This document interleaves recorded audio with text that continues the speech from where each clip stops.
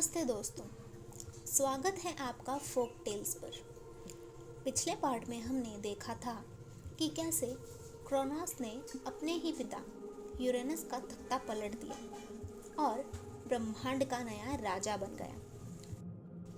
लेकिन क्या आपको लगता है कि ये बदला लेने के बाद क्रोनोस सुकून से राज कर पाया? आज के इस वीडियो में हम देखेंगे कि कैसे एक राजा अपने ही डर का कैदी बन जाता है। आज हम बात करेंगे उस भयानक गोल्डन एज की जो दिखने में तो सुनहरा था, पर जिसके पीछे एक बाप की दरिंदगी छुपी थी।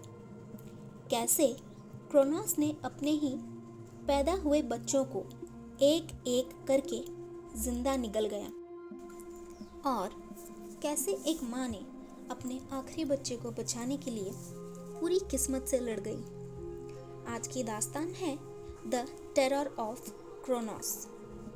तैयार हो जाइए क्योंकि ये कहानी आपकी रूह को कंपा देने वाली है। यूरेनस के जाने के बाद पूरा ब्रह्मांड अब क्रोनोस के हाथों में था। टाइटन्स ने उसे अपना लॉर्ड मान लिया था। क्रोनोस ने अपनी बहन रिया को अपनी रानी बनाया। इस वक्त को इतिहास में गोल्डन एज कहा जाता है। कहते हैं कि तब धरती पर अपने आप फूल उगते थे, कोई लड़ाई नहीं थी और तब के इंसान बिना किसी दुख के हजारों सालों तक जीते रहते थे। लेकिन दोस्तों, इस गोल्डन एज के पीछे एक बहुत बड़ा धोखा छुपा था। आपको तो याद ही होगा कि गिया ने क्रोनोस की मदद ही इसीलिए की थी ताकि वो अपने उन बाकी भाइयों साइक्लोप्स और हेकेटोन्क्रिस को आज़ाद कर सके, जिन्हें यूरेनस ने कैद कर रखा था। लेकिन राजा बनते ही क्रोनोस बदल गया। उसे डर था कि अगर इतने ताकतवर मॉन्स्टर बाहर आ गए तो वो उसकी गद्दी छीन लेंगे। उसने अपनी माँ का वादा तोड़ दिया और उन्हें वापस टार्टरस की अंधेरी जेल में डाल दिया। गिया ये देखकर गुस्से से भर गई। उसे ये पता चलते ज्यादा देर नहीं लगी कि क्रोनोस अपने बाप से दरिंदगी में 2 कदम आगे निकला। क्रोनोस राजा तो बन चुका था, लेकिन उसके बाद वो कभी चैन से सो नहीं पाया। उसके सर में हमेशा एक ही बात गूंजती थी जो यूरेनस ने जाते जाते उसे कहा था, एक श्राप। यूरेनस ने कहा, ओ बेरहम क्रोनोस, तूने अपने बाप के साथ जो किया, तेरा बेटा तेरे साथ वही करेगा। तू अपने ही बेटे के हाथों मरेगा। ये कोई मामूली बात नहीं थी, क्योंकि ये एक प्रोफेसी थी जिसे कोई नहीं बदल सकता। क्रोनोस हर गुजरते दिन के साथ और भी ज्यादा पागल होने लगा था। उसे हर चीज में साजिश नजर आने लगी। उसे लगने लगा कि उसका हर होने वाला बच्चा उसके दुश्मन के बराबर है, जो उसकी मौत बनकर पैदा होने वाला है।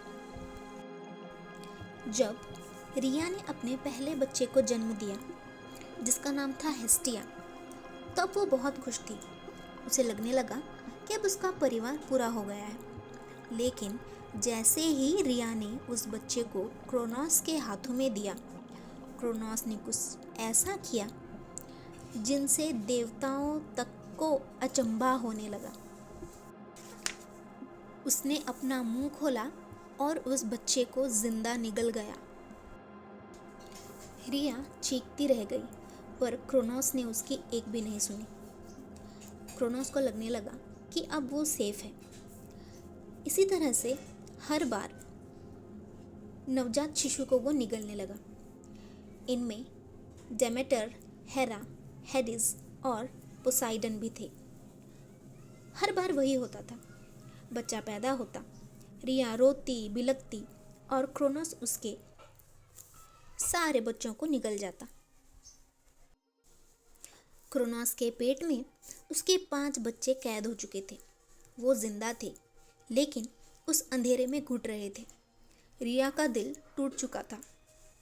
वो अब गिया की तरह बदला लेने पर उतर आई थी। जब छठे बच्चे की बारी आई तो उसने ठान लिया कि वो इस बच्चे को मरने नहीं देगी। वो छुपकर एक आइलैंड पर चली गई और वहाँ एक गुफा में उसने ज़्यूस को जन्म दिया। लेकिन अब सवाल ये था कि क्रोनोस को क्या दिखाएगी। क्रोनोस तो बच्चा मांगने आएगा ही। तब रिया ने एक बड़ा खतरनाक रिस्क लिया। उसने एक बड़े से पत्थर को कपड़े में लपेटा और उसे ऐसे पैक किया जैसे कि वो कोई नवजात बच्चा हो। क्रोनोस ने जब बच्चा मांगा तब अंधेरा था और क्रोनोस तो इतना पागल हो चुका था कि उसने बिना कपड़ा हटाए ही, बिना शक्ल देखे ही उस पत्थर को निगल गया। उसे लगा कि उसने ज़्यूस को भी ख़त्म कर दिया है और अब वो हमेशा के लिए सेफ बन चुका है। लेकिन दोस्तों, असली गॉड ऑफ थंडर तो उस गुफा में बड़ा हो रहा है, अपनी ताकत बटोर रहा है और अपने बाप को मिटाने के लिए तैयारी कर रहा है। इस कहानी से हमें ये सीख मिलती है कि आप अपनी किस्मत से भाग नहीं सकते। क्रोनोस ने किस्मत को हराने के लिए अपने ही बच्चों की कुर्बानी दी, लेकिन वही दरिंदगी उसके अंत का कारण बनेगा। दूसरी बात, डर इंसान को अंधा कर देता है, इतना अंधा कि क्रोनोस जैसे लोग भी इतना ताकतवर होने के बावजूद भी सही और गलत में फर्क नहीं कर पाते। दोस्तों, ज़्यूस अब बड़ा हो रहा है, लेकिन वो अकेला अपने बाप और टाइटन्स की फौज से कैसे लड़ेगा? कैसे वो अपने भाई बहन को क्रोनोस के पेट से बाहर निकालेगा? और क्या होगा जब सृष्टि का सबसे बड़ा और भयानक युद्ध शुरू होगा? जानने के लिए देखते रहिए द फोक टेल्स। ये थी क्रोनोस की जुल्म की दास्तां। अगर आपको रिया और उसका दिमाग पसंद आया हो तो चैनल को ज़रूर सब्सक्राइब करें और कमेंट में बताएं कि रिया का वो पत्थर वाला आइडिया काम करेगा या नहीं। मिलते हैं अगले वीडियो में, तब तक के लिए अपना ख्याल रखें।